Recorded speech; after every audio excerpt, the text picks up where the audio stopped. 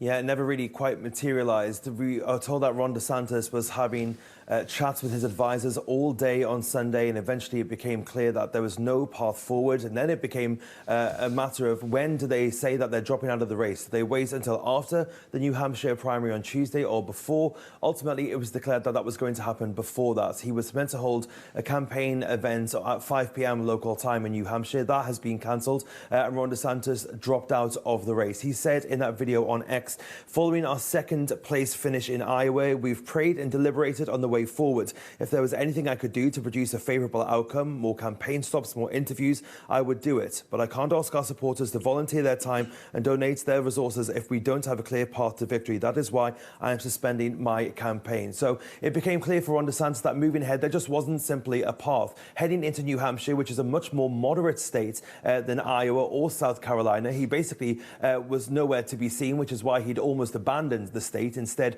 choosing to campaign in South Carolina over New Hampshire. That really has been seen as a two-horse race between Haley and Donald Trump as well. And a lot of the people have been saying to Ron DeSantis that, you know, they don't really need him right now because they've still got Donald Trump. His entire MO was, I'm trying to out-Trump Trump. And he even said to one of the journalists at MSNBC himself, I've spoken to a few people and they say that, you know, now's not your time, but I'll vote for you in 2028. So perhaps that was him trying to lay the groundwork there as well. He'd also spent a lot of money on his campaign in Iowa. He'd visited all 99 counties of it over the course of the last year, spent over $30 million to try to get that second place nomination. So it really wasn't just working, and it was a very narrowing path.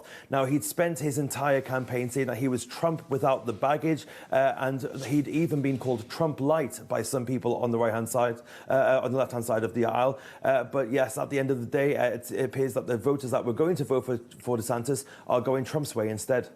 Trump without the baggage. Now, somebody else who doesn't have the baggage is Nikki Haley. She's remaining in the race for now. What can we expect ahead of the primary in New Hampshire? Well, this really is a two-horse race now, Donald Trump versus Nikki Haley, and the campaign has become a lot more nasty in recent days, much more personal. It really has become. Trump has been using Nikki's ethnic name in some of his rallies, calling her Nimbra, which is a misspelling of her Indian name, Nimrata. Her full name is Nimrata Nikki Randhawa, which has then been changed to Haley since she's been married, and she goes by that middle name, Nikki. But Trump trying to use a dog whistle at some of his rallies there, even questioning whether she was eligible to be running for president because of her parents' citizenship, which, of course, is not founded in truth either.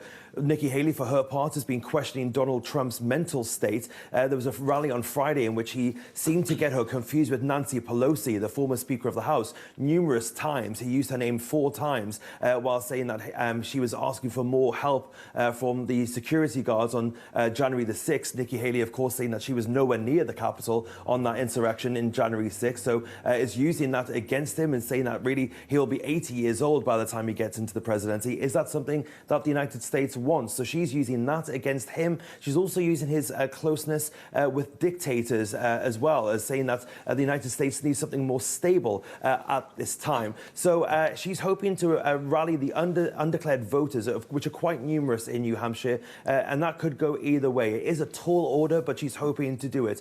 Trump, however, widening his lead over Nikki Haley in the last few days. The latest poll showing he's now 11 points ahead. That's a couple more points than he was in the previous round of polling. And no candidate so far has lost the nomination after winning the first 2 states. So we'll see what happens on the day on Tuesday.